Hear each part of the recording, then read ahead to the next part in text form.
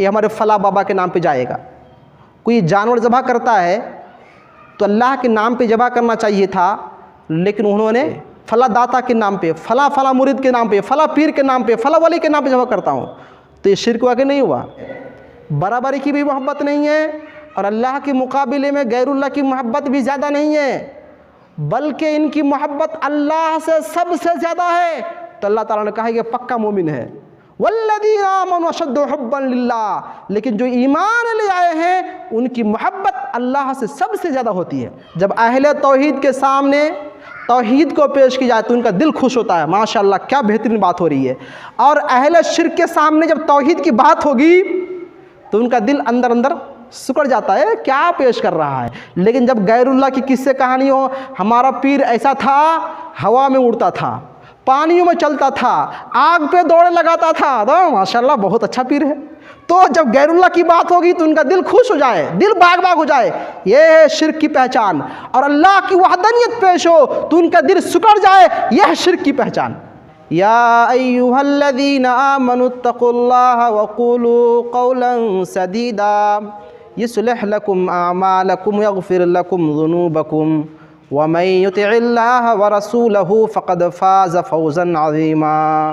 अम्मा बअदु फ़इन्न खैरल हदीथि किताबुल्लाह व खैरल हदी हदी मुहम्मदिन सल्लल्लाहु अलैहि वसल्लम व शर्रल उमूरि मुहदसातुहा व कुल्लु मुहदसतिन बिदअ व कुल्लु बिदअतिन ज़लाला व कुल्लु ज़लालतिन फिन्नार। अऊज़ु बिल्लाहि मिनश शैतानिर रजीम। बिस्मिल्लाहिर रहमानिर रहीम। इन्नहुम कानू इज़ा क़ीला लहुम ला इलाहा इल्लल्लाहु यस्तकबिरून व यक़ूलून इन्ना लतारिकू आलिहतिना लिशाइरिम मजनून बल जाअ बिल हक़्क़ि व सद्दक़ल मुरसलीन। मुअज़्ज़ज़ असतिज़ाए किराम, अज़ीज़ तलबा, मैंने आपके सामने कुरान मजीद की 3 आयत पढ़ी है। उस मुनासिबत से आज हमारा उन्वान है कलिमा तय्यबा ला इलाहा इल्लल्लाह की शर्तें। उमूमन अहले हदीस घर में पैदा होने वाले छोटे छोटे बच्चों से लेकर बड़ों तक, चाहे मर्द हो या औरत, और ख़ुसूसन तालिबान उलूम नबुव्वत के लिए इन शर्तों का जानना, इनके तकाज़ों पर अमल करना इंतहाई ज़रूरी है। इससे बढ़कर अफसोस की बात क्या हो सकती है कि आज मुसलमानों की एक बड़ी तादाद कलिमा तय्यबा की शर्तों से नावाकिफ़ और नाबलद है। कलिमा तय्यबा की शर्त क्या क्या है, सबसे पहले हम इजमाली तौर पर पेश कर देते हैं। याद रहे, ला इलाहा इल्लल्लाह की कुल 7 शर्तें हैं। कितनी शर्तें हैं? 7 शर्तें हैं। नंबर 1 अल इल्म, नंबर 2 वल यकीन, नंबर 3 वल मुहब्बा, नंबर 4 अल इखलास, नंबर 5 अल कबूल, नंबर 6 अल इनक़ियाद और नंबर 7 अस्सिद्क़। ये 7 शर्तें हैं और बैक वक्त इन 7 शर्तों का जानना कितना ज़रूरी है, शुरूत की अहमियत क्या है, अहले इल्म की नज़र से बिल्कुल मख्फी नहीं है। हम सब जानते हैं कि शर्त की अहमियत कितनी बड़ी होती है। इज़ा फ़ात अश-शर्तु फ़ातल मशरूत, शर्त नहीं तो मशरूत नहीं। आइए सबसे पहली शर्त हम देखते हैं, वो है इल्म।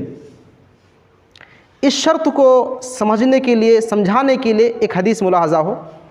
अन मुआज़ इब्न जबल रज़ियल्लाहु तआला अन्हु क़ाल क़ाल रसूलुल्लाह सल्लल्लाहु अलैहि वसल्लम मन कान आखिरु कलामिही ला इलाहा इल्लल्लाह दखलल जन्नह। और अबू दाऊद फ़ी किताबिल जनाइज़। मुआज़ बिन जबल रज़ियल्लाहु तआला बयान करते हैं कि अल्लाह के रसूल ने बयान फरमाया, जिस शख्स की मौत इस कलमे पे हो, यानी जब ला इलाहा इल्लल्लाह कह दे और फरिश्ते उसके बाद उनकी रूह कब्ज़ करे, इतना मौका मिल जाए, तो अल्लाह के रसूल फरमाते हैं दखल जन्ना, वो जन्नत में दाखिल हो जाएगा। तो गोए के इस हदीस पाक से मालूम हुआ कि ला इलाहा इल्लल्लाह कहना ज़रूरी है। एक हदीस और मुलाहज़ा हो, अन उस्मान क़ाल क़ाल रसूलुल्लाह सल्लल्लाहु अलैहि वसल्लम मन माता व हुवा यअलमु अन्नहु ला इलाहा इल्लल्लाह दखल जन्ना, रवाह मुस्लिम फ़ी किताबिल ईमान। हदीस मुस्लिम शरीफ में मौजूद है। अल्लाह के रसूल इरशाद फरमाते हैं कि जिसकी मौत इस हालत में हो कि वो जानता था कि अल्लाह के अलावा हकीकी माबूद कोई नहीं है, तो जन्नत में दाखिल होगा। जो हदीस अबू दाऊद की मैंने पेश की, पहली हदीस है, उस हदीस से क्या मालूम हुआ कि कहना ज़रूरी है। और मुस्लिम शरीफ की हदीस से क्या मालूम हुआ, जानना ज़रूरी है। तो दोनों हदीसों को मिलाइए तो बात वाज़ेह हो जाएगी कि कहने के साथ साथ जानना भी ज़रूरी है। ज़ुबान से अदा करना पड़ेगा और ज़ुबान से अदा करने के साथ साथ जानना भी ज़रूरी है कि अल्लाह तबारक व तआला हकीकी माबूद है। ये इल्म होना चाहिए। इमाम बुखारी रहमहुल्लाह अलैह अपनी बुखारी में एक बाब बांधते हैं, बाबुल इल्मी क़ब्लल क़ौली वल अमली। बाब इस बारे में कि कहने और करने से पहले इल्म हासिल करो। एक होता है कहना और एक होता है फ़िल करना, एक काम है। और कहने और करने से पहले एक और मकाम आता है, वो इल्म। जब इल्म नहीं रहेगा तो कुछ कह भी नहीं सकते और कुछ कर भी नहीं सकते। तो कहने के लिए भी इल्म चाहिए और करने के लिए भी इल्म चाहिए। तो ये बाब बांधने के बाद इमाम बुखारी एक आयत नोट करते हैं। वो आयत क्या है, फ़अलम अन्नहु ला इलाहा इल्लल्लाह वस्तग़फिर लिज़ंबिक वलिलमुमिनीन वलमुमिनात। ऐ मेरे नबी, आप जान लीजिए अल्लाह अकेला है, अल्लाह के अलावा हकीकी माबूद कोई नहीं। ये जानना है, पहले जान लीजिए, इल्म हासिल कीजिए। उसके बाद कहा जा रहा है फिर कहिए ला इलाहा इल्लल्लाह। तो दूसरा मकाम कहना, और तीसरा मकाम यह है कि अमल करो, वह है वस्तग़फिर लिज़ंबिक। आप अपना भी इस्तिग़फ़ार तलब कीजिए और मोमिन मर्दों के लिए भी और मोमिन औरतों के लिए भी।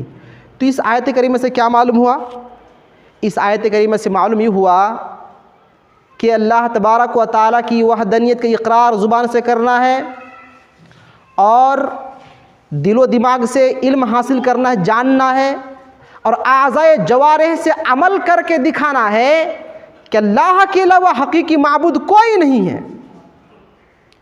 अगर आप गौर करेंगे अहले मक्का की ज़िंदगी में, यानी कुफ़ारे मक्का के बारे में, तो कुफ़ारे मक्का को अच्छी तरह से ये मालूम था कि अगर हमने ला इलाहा इल्लल्लाह कह दिया तो इनके तकाज़ों पर अमल करना पड़ेगा, और जब इनके तकाज़ों पर अमल करेंगे तो अपने माबूदाने बातिला को छोड़ना पड़ेगा।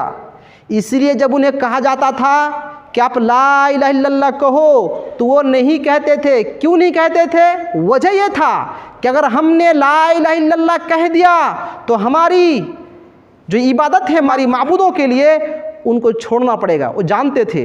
लेकिन अजीब बात यह है कि आज हम लोग कहते हैं, ला इलाहा इल्लल्लाह कहते हैं, इकरार करते हैं, लेकिन फिर भी शिरकियाना अक़ीदा नहीं छोड़ते हैं। अल्लाह तबारक व तआला ने सूरह साफ़ात आयत नंबर 35, 36, 37 में बयान फरमाया, इन्नहुम कानू इदा क़ीला लहुम ला इलाहा इल्लल्लाह यस्तकबिरून। जब काफिरों को कहा जाता था कि तुम लोग ला इलाहा इल्लल्लाह पढ़ो, तो तकब्बुर से पीछे हट जाते थे और क्या कहते थे, वयक़ूलून अइन्ना लतारिकू आलिहतिना लिशाइरिन मजनून। क्या हम एक पागल मजनून शायर की वजह से कलिमा को पढ़कर अपने माबूदों को छोड़ दें? ऐसा नहीं हो सकता। तो देखा आपने, वो ला इलाहा इल्लल्लाह सिर्फ इसलिए नहीं कहते थे कि अगर हमने इकरार कर लिया, कह दिया, तो अमल भी करना पड़ेगा, माबूदों को, गलत माबूदों को छोड़ना पड़ेगा, इसीलिए वो नहीं कहते थे। और आज हम लोग कहते हैं, लेकिन हमारी अक्सरियत ऐसी है कि कहते हुए भी शिर्क में मुब्तला है। इसी अल्लाह तबारक व तआला इरशाद फरमाता है, वमा युमिनु अक्सरुहुम बिल्लाहि इल्ला वहुम मुशरिकून। अक्सर लोग अल्लाह पर ईमान रखते हुए भी शिर्क करते हैं। तो पहली शर्त ये है अल इल्म, इल्म हासिल करना पड़ेगा। अल्लाह तबारक व तआला के बारे में जानना होगा, अल्लाह तबारक व तआला की वहदनियत को जानना होगा, अल्लाह तबारक व तआला की रुबूबियत को जानना होगा और फिर तमाम इबादतों को अल्लाह के लिए खालिस करना होगा। ये पहली शर्त ला इलाहा इल्लल्लाह की है। और दूसरी शर्त है यकीन। यकीन भी हो कि वाकई अल्लाह के अलावा इबादत का लायक कोई नहीं है, इस बात पर यकीन होना चाहिए। आप कहेंगे इल्म में और यकीन में फ़र्क क्या है? बहुत बड़ा फ़र्क है। इल्म का आला मर्तबा है यकीन। अगर कोई बच्चा झूमपुरा जाएगा और आने के बाद खबर देगा कि रास्ते में एक बंदे का एक्सीडेंट हो गया, तो खबर देने वाला खबर दे दिया, आपने सुना, तो आपको इल्म हासिल हुआ और ख़बर जिसने दिया उसको भी इल्म हासिल हुआ। तो खबर देने वाले के इल्म में और आपके इल्म में फ़र्क है कि नहीं है? बहुत बड़ा फ़र्क है। आपने सुना तो आपने जाना, लेकिन फिर भी शक बाकी रहता, पता नहीं बात सच है कि नहीं है। लेकिन ख़बर देने वाले ने अपनी आँख से देखा तो उन्हें इल्म भी है और यकीन भी है, उन्हें अपने आँखों से देख लिया और शक नहीं हो सकता। तो लिहाजा इल्म के साथ साथ यकीन भी होना चाहिए। दूसरी शर्त कि आपको यकीन हो कि अल्लाह के अलावा हकीकी माबूद कोई नहीं है, इस बात पर आपको यकीन होना चाहिए। और यकीन नहीं है तो फिर ये शर्त ख़त्म हो जाएगा। इसीलिए अल्लाह तबारक व तआला ने सूरतुल हुजरात की आयत नंबर 15 में फरमाया, क्या फरमाया? इन्नमल मुमिनून अल्लज़ीना आमनू बिल्लाहि व रसूलिही, कि मोमिन तो वो हैं जिन्होंने अल्लाह पर ईमान ले आया और अल्लाह के रसूल पर ईमान ले आया, सुम्मा लम यरताबू, और फिर शक नहीं किया। देखिए इतना काफ़ी था, अल्लाह पर ईमान ले आया, रसूल पर ईमान ले आया, ये मोमिन है, इतना काफ़ी था ना।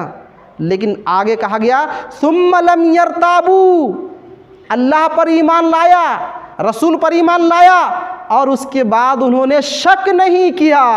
तो गोए के ईमान लाना और ईमान लाने के बाद यकीन कर लेना, इसका मकाम बढ़ जाता है। तो ईमान के बाद यकीन हो और जब यकीन आ जाए तो ये दूसरी शर्त पाई जाती है ला इलाहा इल्लल्लाह की। और तीसरी शर्त है इखलास, साथ लिल्लाहियत हो।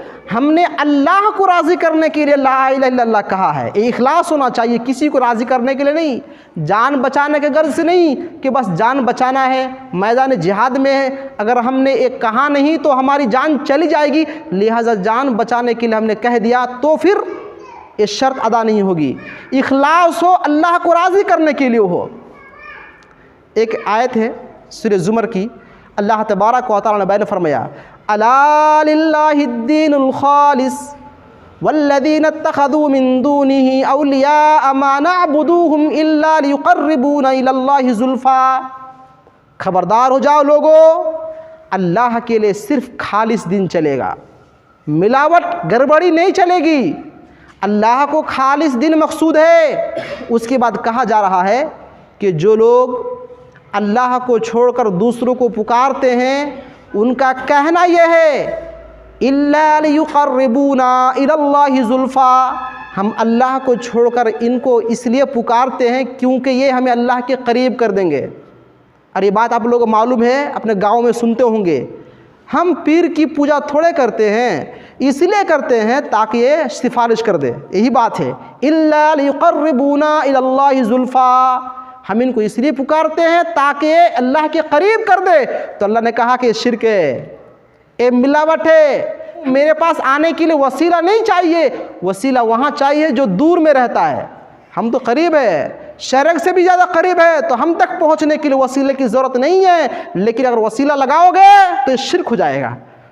तो गोए के तीसरी शर्त है इखलास, ला इलाहा इल्लल्लाह कहे तो इखलास के साथ कहे। एक हदीस और मुलाहज़ा हो, अन अबी हुरैरा रज़ियल्लाहु तआला अन्हु क़ाल क़ाल रसूलुल्लाह सल्लल्लाहु अलैहि वसल्लम क़ाल अल्लाहु तबारक व तआला अना अग़ना शुरका'i अनिश्शिर्क मन अमिला अमलन अशरक फ़ीही मई गैरी तरक्तुहु व शिरकहु, रवाह मुस्लिम फ़ी किताब ज़ुहद। हदीस मुस्लिम शरीफ की है। अल्लाह के रसूल फरमाते हैं कि अल्लाह ताला ने फरमाया, यानी ये हदीस कुदसी है। अल्लाह ने क्या फरमाया? मैं शुरका के शिरक से बिल्कुल बेनियाज हूँ। शुरका के शिरक से बेनियाज का मतलब समझे? इसका मतलब ये है कि अगर कोई बंदा अल्लाह के साथ शिर्क करता है तो अल्लाह ताला कहता है इसकी हमें कोई ज़रूरत ही नहीं है, लायानी काम कर रहा है, हमें वो नहीं चाहिए। मन आमिल अमलन, जिसने कोई भी काम किया अशरका फीही माई गैरी, और उस काम में उन्होंने मेरे साथ किसी दूसरे का भी हिस्सा करार दे लिया, हिस्सा बना लिया किसी दूसरे का, तो अल्लाह ताला फरमाता है कि शिर्क है। और मैं क्या करता हूँ, तरक्तुहु व शिरकहु, उस बंदे को भी अपने हाल पे छोड़ देता हूँ, उसके उस अमल को भी छोड़ देता हूँ, यानी उसका कोई फ़ायदा नहीं हुआ। कहने का मतलब ये हुआ कि जैसे कोई फसल काटता है तो उसमें अगर किसी पीर के नाम पे कुछ अनाज निकाल के रख दिया, ये हमारे फला बाबा के नाम पे जाएगा। कोई जानवर ज़बह करता है तो अल्लाह के नाम पे ज़बह करना चाहिए था, लेकिन उन्होंने फला दाता के नाम पे, फला मुरीद के नाम पे, फला पीर के नाम पे, फला वली के नाम पे ज़बह करता हूँ, तो ये शिर्क हुआ कि नहीं हुआ? ये शिर्क हो गया। अब अल्लाह ताला फरमाता है कि ऐसे मुशरिक को मैं अपने हाल पर छोड़ देता हूँ, जा तू भटकते रहा, और उसके अमल को भी छोड़ देता हूँ, यानी अब उस अमल का भी नेकी नहीं मिलेगा। तो क्या मतलब छूट मिल गई?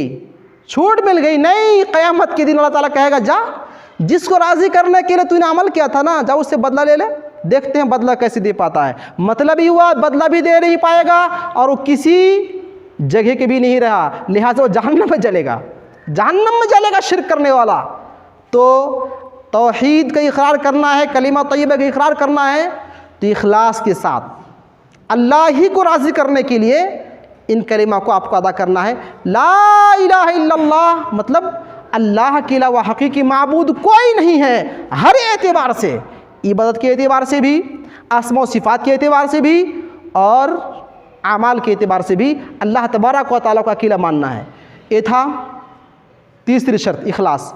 और चौथी शर्त है अल-मुहब्बा, मोहब्बत, यानी ये कलिमा कहो तो कलिमा कहने के बाद आपको मोहब्बत होनी चाहिए। मोहब्बत किससे होगी? अल्लाह तबारक व तआला से मोहब्बत होनी चाहिए। कैसी मोहब्बत? सूरे बकरा में एक आयत करीमा है, आयत नंबर 165, वमिनन्नासि मन यत्तखिदु मिन दूनिल्लाहि अंदादन युहिब्बूनहुम कहुब्बिल्लाह वल्लज़ीना आमनू अशद्दु हुब्बन लिल्लाह। कुछ लोग ऐसे हैं कि वो अल्लाह तबारक व तआला के साथ शरीक ठहराते हैं, शरीक ठहराते हैं। अब गौर कीजिए वो शिर्क किस दर्जे का है, शिर्क कैसा हो रहा है? शिर्क ये है कि वो अल्लाह से वैसी मोहब्बत करते हैं जैसे अपने माबूदों से मोहब्बत करते हैं, तो ये मोहब्बत शिर्क हुआ। इसको एक मिसाल से वाज़ेह करता हूँ। एक मुशरिक है, वो अपने वली से उतनी मोहब्बत करता है जितनी मोहब्बत वो अल्लाह से कर रहा है, तो गोए के दोनों मोहब्बत बराबर। फिर बोलता हूँ, एक बंदा है कि गैरुल्लाह से जो मोहब्बत करता है उतनी ही मोहब्बत अल्लाह से कर रहा है, तो मोहब्बत में बराबर होने को जैसे शिर्क हुआ, बराबर होने को जैसे क्या हुआ? शिर्क हुआ। तो अगर वो अल्लाह से मोहब्बत कम करे और गैरुल्लाह से ज़्यादा करे तो कितना बड़ा शिर्क होगा? कितना बड़ा शिर्क होगा? बराबर हो गए तो शिर्क। तो अगर अल्लाह की मोहब्बत के सामने गैरुल्लाह की मोहब्बत और ज़्यादा हो गई तो शिर्क में और बढ़ गया, यानी बड़ा शिर्क हुआ। और जिसके अंदर ये दोनों चीज़ नहीं है, बराबरी की भी मोहब्बत नहीं है और अल्लाह के मुकाबले में गैरुल्लाह की मोहब्बत भी ज़्यादा नहीं है, बल्कि इनकी मोहब्बत अल्लाह से सबसे ज़्यादा है, तो अल्लाह ताला ने कहा कि पक्का मोमिन है। वल्लज़ीना आमनू अशद्दु हुब्बन लिल्लाह, लेकिन जो ईमान ले आए हैं उनकी मोहब्बत अल्लाह से सबसे ज़्यादा होती है। और एक बात ज़हन नशीन कर ले, अल्लाह की मोहब्बत में और गैरुल्लाह की मोहब्बत में अगर आपको तवाज़ुन देखना चाहते हैं कि किसकी मोहब्बत अल्लाह से ज़्यादा है और किसकी मोहब्बत गैरुल्लाह से ज़्यादा है, तो एक आयत सुन लीजिए। अल्लाह तबारक व तआला बैन फरमाया, इज़ा ज़ुकिरल्लाहु वहदहु इश्मअज़्ज़त क़ुलूबुल्लज़ीना ला युमिनूना बिल आखिरह। जब एक अल्लाह की वहदनियत को पेश की जाती है, तौहीद की बात होती है, तौहीद का दर्स दिया जाता है, तो जो अल्लाह पर ईमान नहीं रखते उनका दिल सुकड़ जाता है। अरे क्या बोल रहा है तौहीद तौहीद तौहीद तौहीद, शिर्क मत करो, शिर्क ना करो, शिर्क ना करो, यानी वो अंदर अंदर जलने लगता है, परेशान हो जाता है, क्या बोल रहा है तौहीद तौहीद। सुबहान अल्लाह बोला तो काफ़ी है, अल्हम्दुलिल्लाह बोला काफ़ी है, अमल करो तो काफ़ी है, ये तौहीद पर अमल करो, तौहीद पर अमल करो, शिर्क ना करो, शिर्क ना करो, ये क्या बोले जा रहा है?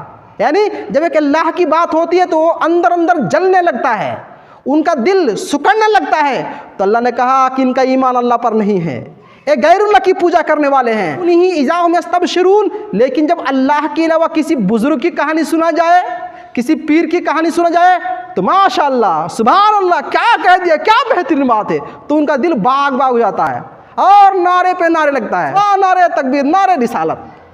तो ये है अहले तौहीद और अहले शिरक में बड़ा फ़र्क। जब अहले तौहीद के सामने तौहीद को पेश की जाए तो उनका दिल खुश होता है, माशाअल्लाह क्या बेहतरीन बात हो रही है। और अहले शिरक के सामने जब तौहीद की बात होगी तो उनका दिल अंदर अंदर सिकुड़ जाता है, क्या पेश कर रहा है। लेकिन जब गैरुल्लाह की किस्से कहानी हो, हमारा पीर ऐसा था, हवा में उड़ता था, पानियों में चलता था, आग पे दौड़े लगाता था, तो माशाअल्लाह बहुत अच्छा पीर है।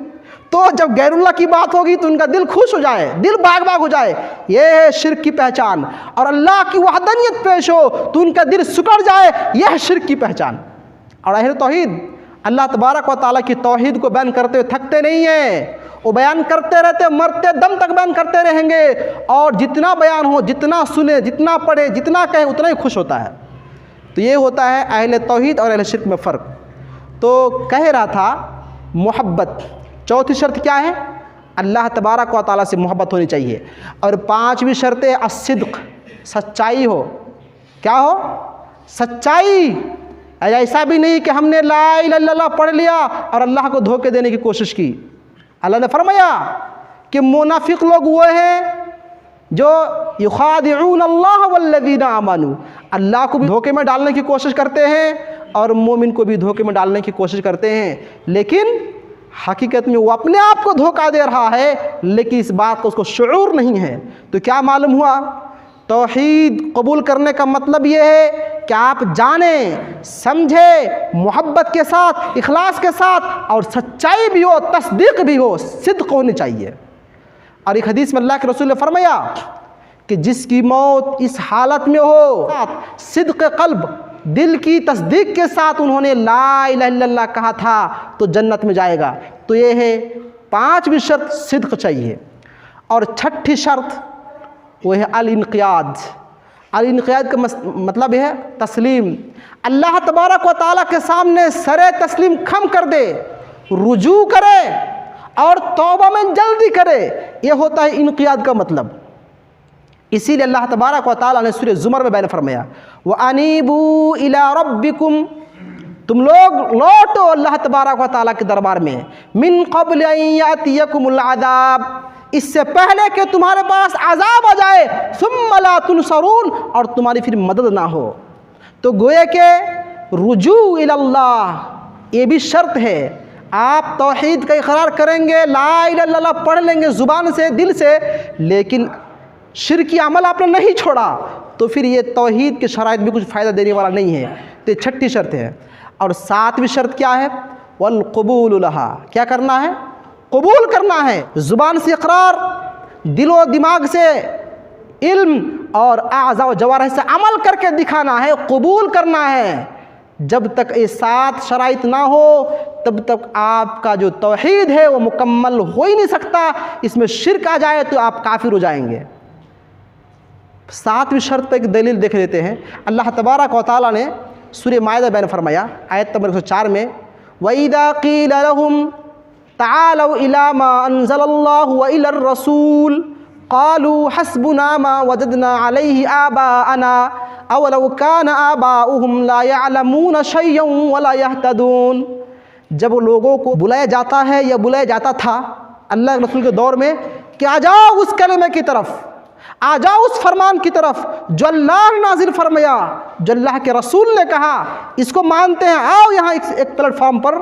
तो क्या कहते थे, हस्बुना मा वजदना अलैहि आबाअना, हमारे बाप दादा ने जो किया हमने उसको पाया वही हमारे लिए काफ़ी है। यानी तकलीद की एक वाज़ेह मिसाल हो सकती है इस आयत करीमा की तफसीर में कि तकलीद जैसी बुरी सिफत कि हमने अपने बाप दादा को जो करते हो पाया यही हमारे लिए काफ़ी है। वो आएगा नहीं हदीस की तरफ, वो कुरान की तरफ नहीं आएगा, बल्कि यही कहेगा हमारे बाप दादा ने जो किया था वही हमारे लिए काफ़ी है। तो ये कबूल करने का मतलब नहीं हुआ। ये कबूल करने का मतलब हुआ नहीं जब आप अल्लाह तबारक व तआला के फरमान को माने, रसूलुल्लाह सल्लल्लाहु अलैहि वसल्लम के फरमान को माने, तो ये होता है कबूल करना। तो तकलीद जैसी बुरी सिफत से आपको निकलना होगा और तौहीद को ज़ुबान से, दिलो दिमाग से, आमाल से साबित करना होगा कि हाँ हम वाकई मुसलमान हैं, तो अंदर भी मुसलमान हैं और बाहर भी मुसलमान हैं। तो ये थे कलिमा तौहीद, कलिमा तय्यबा, ला इलाहा इल्लल्लाह की 7 शर्तें। अल्लाह ताला हम सबको मरते दम तक तौहीद पर कायम रखे, जब तक हम जिंदा रहें तौहीद की हिफाजत में रहें, तौहीद पर कायम रहें। आमीन सुम्मा आमीन। वसल्लल्लाहु अलैहि मोहम्मद वसल्लम।